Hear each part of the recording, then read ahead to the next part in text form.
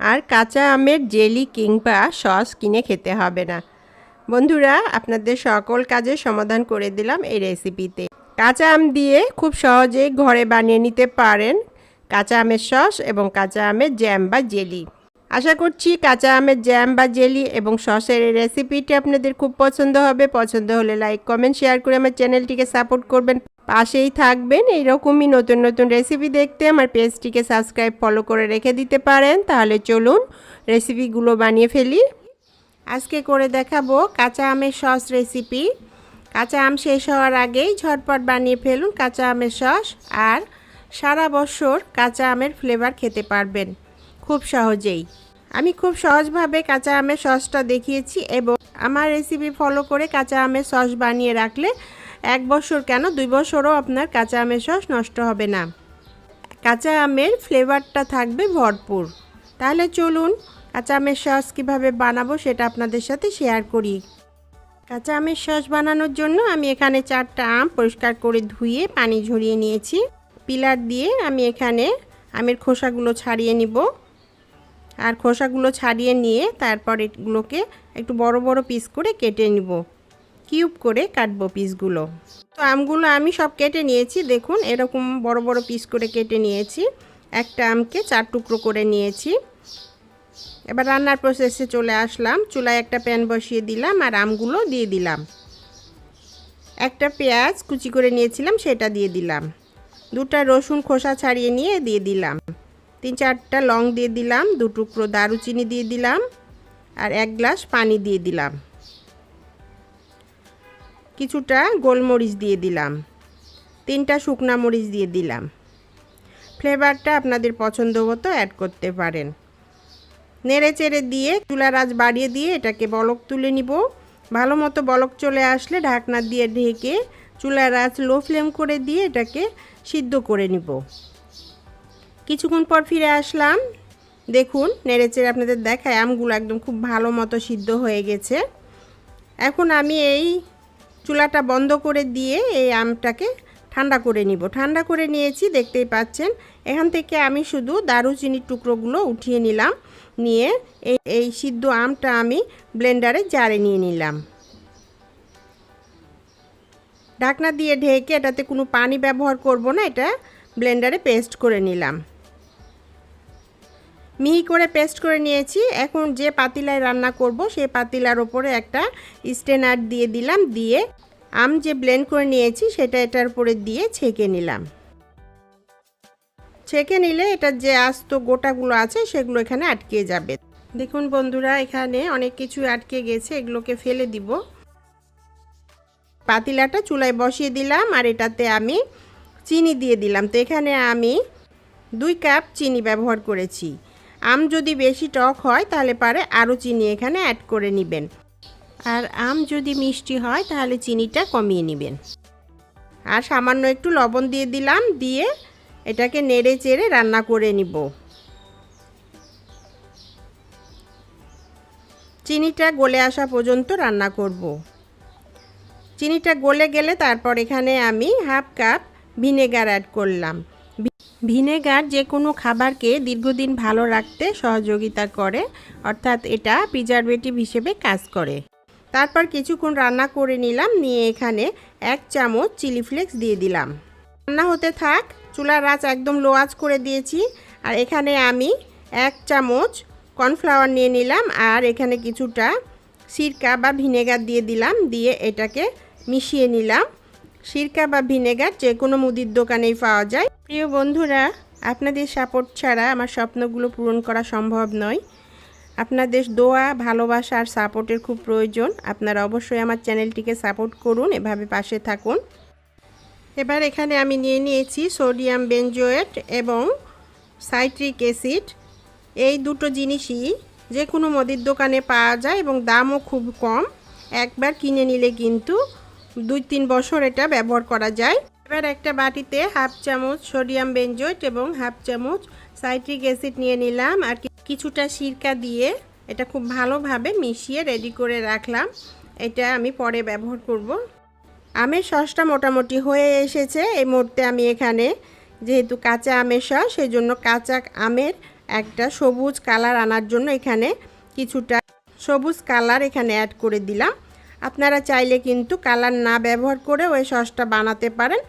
Colour ব্যবহার না করলে এই সসটার কালার হবে একটু হলুদ কালারের মতো। কর্নফ্লাওয়ারটা গুলিয়ে রেখেছিলাম সেটা এখানে দিয়ে দিলাম, দিয়ে নেড়ে চেড়ে মিশিয়ে কিছু সময় রান্না করে নিব। আমের সসের পিউরিটা যদি খুব ঘন হয় তাহলে পারে কিন্তু কর্নফ্লাওয়ারটা না দিলেও চলবে। কর্নফ্লাওয়ার না দিয়েও কিন্তু সসটা বানানো যাবে। তারপর নেড়ে চেড়ে এটাকে কিছু সময় রান্না করে নিলাম। শেষ মুহূর্তে এখানে আমি সাইট্রিক অ্যাসিড এবং সোডিয়াম বেনজয়েডটা গুলিয়ে রেখেছিলাম সেটা দিয়ে দিলাম।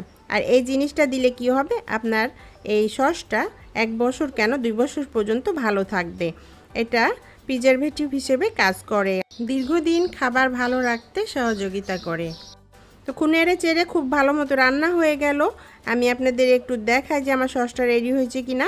তো সসটা রেডি হয়েছে কিনা একটা চেক করার জন্য একটা পিরিচের উপর নিয়ে একটু পিরিচটা যদি সোজা করে ধরেন তাহলে দেখবেন যে সসটা নিচের দিকে নেমে যাচ্ছে না, একটু আটকে আছে। তাহলে পারে বুঝবেন যে হলো সসটা আপনার জন্য রেডি হয়ে গেছে।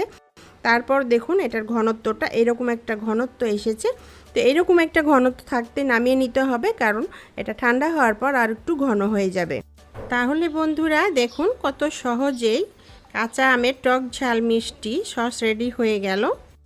তো বন্ধুরা আমি প্রেজেন্টেশনের জন্য একটা বাটিতে সসটাকে ঢেলে নিলাম। দেখুন কতটা স্বচ্ছ হয়েছে এবং কতটা ঘনত্ব হয়েছে এটা সসটা। আর হলো কাচের বয়ামে বা কাচের বোতলটাকে বা কাচের বয়ামটা খুব ভালো করে ধুয়ে গরম পানি দিয়ে খুব ভালো করে ধুয়ে রোদ্রে শুকিয়ে নিয়ে তারপরে সসটা এটার মধ্যে রাখতে হবে।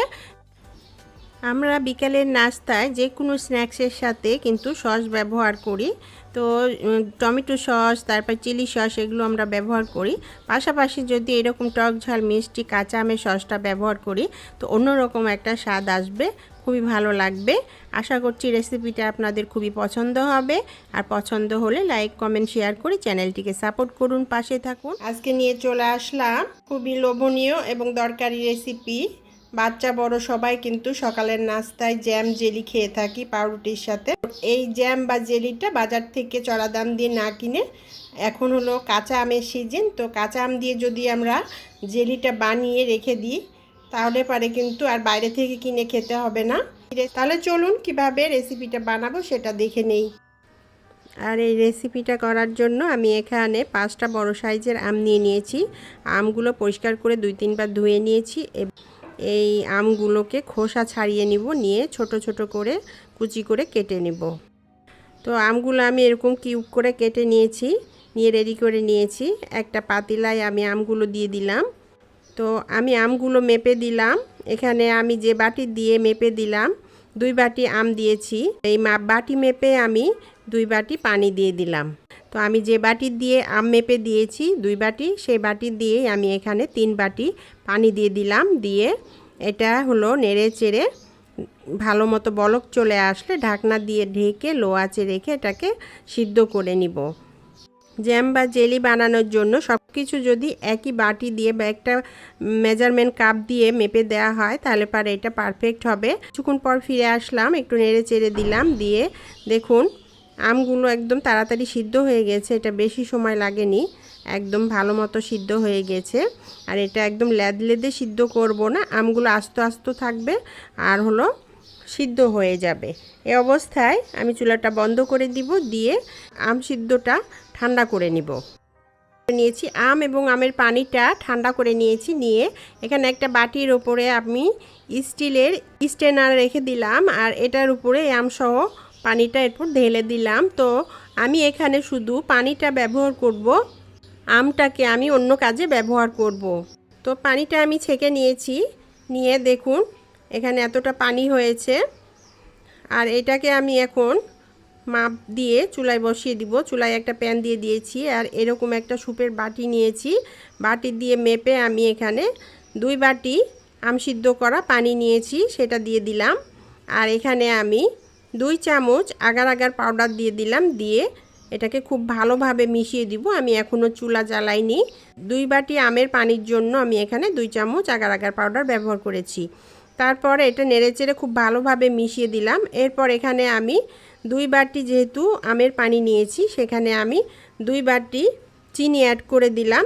জ্যাম বা জেলি বানানোর জন্য যতটা আমের পানি নেবেন ঠিক ততটাই চিনি ব্যবহার করতে হবে। তবে যদি আম টক হয় তাহলে চিনিটা আরেকটু বাড়িয়ে নিতে পারেন। দিয়ে নেড়ে চেড়ে এটাকে মিশিয়ে নিলাম, নিয়ে চুলাটা অন করে দিলাম। আর চুলাটা অন করে মিডিয়াম হিটে রেখে এটাকে রান্না করে নিব। খুব ভালোভাবে ফুটিয়ে নিতে হবে, চিনিটা যেন গলে যায়। দেখুন ভালোভাবে এটা ফুটানো হয়ে গেছে, চিনিটা গলে গেছে। এই মুহূর্তে আমি এখানে কিছুটা ফুড কালার ব্যবহার করলাম। এখানে আমি গ্রিন কালারের ফুড কালার ব্যবহার করেছি। আপনারা চাইলে কিন্তু কালারটা স্কিপ করতে পারেন, কালার ছাড়াও কিন্তু এটা সুন্দর একটা রং আসে। তো যেহেতু কাঁচা আমের হলো জেলি, তো আমি হলো কাঁচা আমের রং আনার জন্য এখানে একটু গ্রিন কালারের ফুড কালার ব্যবহার করেছি। তারপর এখানে দেখুন ফেনার মতো উঠছে এই জেলি থেকে, তো আমি এখানে ফেনার মতোগুলো উঠিয়ে নিলাম, নিয়ে ফেলে দিলাম। তারপর রান্না করতে করতে এখানে আমি 3 টেবিল চামচ ভিনেগার দিয়ে দিলাম। ভিনেগারটা হলো প্রিজারভেটিভ হিসেবে কাজ করবে। এটা এই জেলিটাকে 1 বছর পর্যন্ত ভালো রাখতে সহযোগিতা করবে। তো কিছুক্ষণ রান্না করে নেওয়ার পর দেখুন এটা একদম কি সুন্দর ঘন হয়ে এসেছে, থকথকে হয়ে এসেছে। আর এটা একটু আঙ্গুল দিয়ে দেখলে বোঝা যাবে, একটু এটা হলো আঙ্গুলে ধরলে পারে একটু আঠালো একতার চলে আসবে, এরকম একটু চিপচিপে ভাব হয়ে যাবে, আঠালো ভাব হয়ে যাবে। দেখুন এরকম একদম চিপচিপে একটা ভাব চলে এসেছে। অন্যভাবে চেক করে নিতে পারেন। একটা পিরিচের মধ্যে সামান্য একটু জেলি দিয়ে এটাকে কিছুক্ষণ সাইডে রেখে দিলে ঠান্ডা হলে তারপর দেখবেন যে এটা জমে যাচ্ছে কিনা। তো ঠান্ডা হওয়ার পর যদি জেলিটা জমে যায় তাহলে বুঝবেন যে এটা একদম নামিয়ে নেওয়ার জন্য রেডি হয়ে গেছে। এখন আমি এই জেলিটাকে নামিয়ে নিয়ে গরম গরমই কিন্তু ঢেলে নিতে হবে যে পাত্রে রাখবো সেটাতে। তো আমি আগে থেকেই একটা কাচের বয়াম বসিয়ে গরম পানি দিয়ে পরিষ্কার করে ধুয়ে এটা রোদ্রে শুকিয়ে রেখেছিলাম, এটার মধ্যে ঢেলে নিলাম। তো আমার এখানে হলো 1 বয়াম হয়েছে ছোট বয়ামের, আর একটা বাটিতে ঢেলে নিয়েছি কিছুটা। তো বন্ধুরা হয়ে গেল আমার কাঁচা আমের জেলি বা জ্যাম। তো আপনারা আম শেষ হওয়ার আগেই কিন্তু এভাবে কাঁচা আমের জ্যাম বা জেলি বানিয়ে নিয়ে 1 বছরের জন্য সংরক্ষণ করে রেখে দিতে পারেন। প্রিয় বন্ধুরা, 0 থেকে শুরু করেছিলাম, আর স্বপ্নগুলো পূরণ করতে চাইলে আপনাদের সাপোর্ট খুবই দরকার। আপনারা এভাবে যদি আমাকে সাপোর্ট করেন তাহলে হয়তো একদিন আমি আমার স্বপ্নগুলো পূরণ করতে পারবো। তো বন্ধুরা, সফল হওয়ার জন্য আপনাদের দোয়া, ভালোবাসা এবং সাপোর্টের খুব প্রয়োজন। আপনারা সব সময় এভাবে সাপোর্ট করবেন, পাশে থাকবেন, এটাই আশা করছি। আর এটা বাজারের জ্যাম জেলি থেকে কোনো অংশেই কম নয়। বাজারের জ্যাম জেলিতে কেমিক্যাল থাকে, আর আমরা ঘরে তৈরি এই জ্যাম জেলিগুলোতে কেমিক্যাল ব্যবহার করি না। তো সেজন্য আমাদের স্বাস্থ্যের জন্য খুবই উপকার। আপনারা অবশ্যই ট্রাই করে দেখতে পারেন। ভালো লাগলে লাইক, কমেন্ট, শেয়ার করে আমার পেজটিকে সাপোর্ট করবেন, এভাবে পাশে থাকবেন। সবাই সুস্থ থাকবেন, ভালো থাকবেন, নিরাপদে থাকবেন। আবার দেখা হবে এইরকমই নতুন কোনো রেসিপির সাথে। আল্লাহ হাফেজ।